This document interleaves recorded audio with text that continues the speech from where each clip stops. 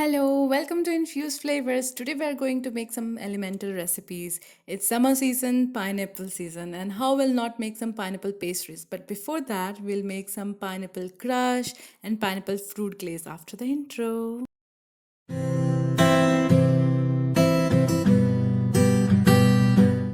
सबसे पहले peeled and wash pineapple लेना है। अब इसे स्लाइस करके चॉप करना है।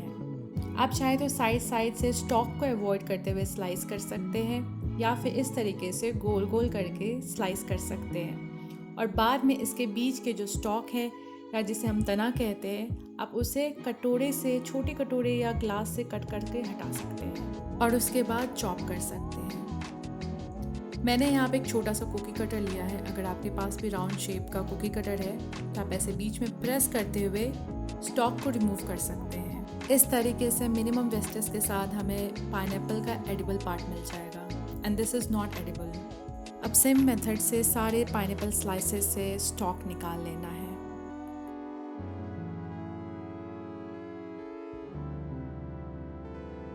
सारे पाइनएप्पल स्लाइसेस से स्टॉक निकल चुके हैं। अब इसे रफली चॉप कर लेना है।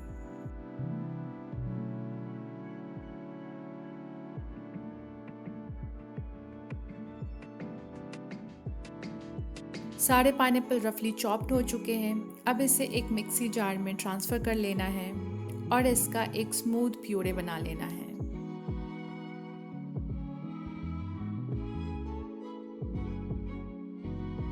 पाइनएप्पल प्यूरे अब बन चुका है। अब इसमें ऐड करना है half cup of fine sugar और इसे दोबारा एक बार मिक्सी में पीस लेना है। Pineapple puree and sugar mixture अब तैयार है। अब इस मिक्सचर को स्टर कर लेना है टू मेक श्योर कि अच्छे तरीके से पीस चुका हो। अब इसे रखना है एक साइड और एक बोल लेना है और इस पे एक स्ट्रेनर लगाना है और सारे मिक्सचर को स्ट्रेनर के ऊपर पोर कर देना है ताकि स्ट्रेन होके एक स्मूथ प्यूरे मिले।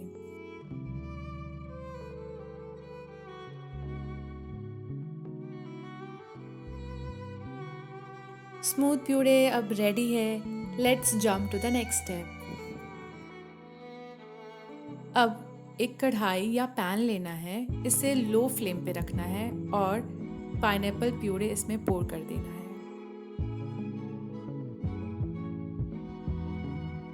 अब प्यूरे को लगातार मिक्स करते रहें, स्टर करते रहें ताकि ये जले नहीं और इसे तब तक स्टर करना है तब तक ये थोड़ा थिक ना हो जाए।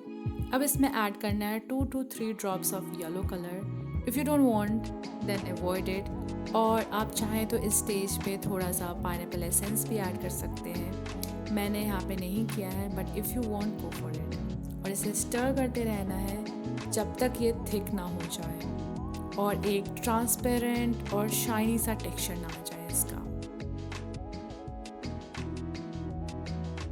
जब ऐसी कंसिस्टेंसी आ जाए यानी कि पाइनएप्पल क्रश बन चुका है और अब इसे उतार लेना है। Homemade pineapple crush is ready. इसे एयर टाइट कंटेनर में रेफ्रिजरेट करके 2 महीने तक प्रिजर्व करके रख सकते हैं।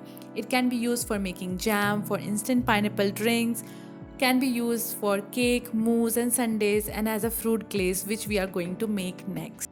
Now for making pineapple glaze, put a pan or utensil on stove and put the gas on the lowest. सबसे पहले लेना है 1/4 cup of pineapple sugar syrup. You can also use normal sugar syrup or the liquid residue of the canned pineapple.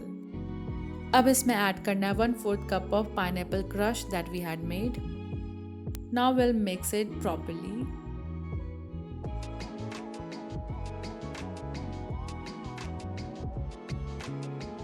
अब इसमें add करना है 1 tablespoon of corn starch और cornflour. Now mix it properly.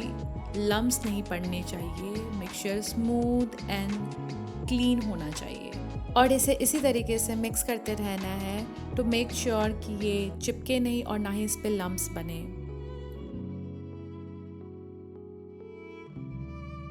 Continuous mix करते रहना है till will get this kind of consistency, thick, shiny, Galeazzi and little transparent. जब ऐसी कंसिस्टेंसी आ जाए तब करना है गैस को स्टॉप और फिर इसे स्टर करते करते इसे उतार लेना है स्टोव से। रेडी हुए वार्म पाइनएप्पल ग्लेज को पाइपिंग बैग में डाल के पाइनएप्पल केक के ऊपर ग्लेज डाल रही। इससे एक अच्छा टेस्ट और एक अच्छा लुक मिलता है केक को। Like this, you can also use the pineapple glaze the way you want.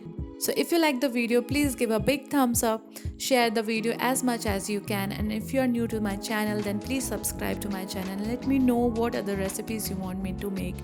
Let's spread love through food. See you in the next video.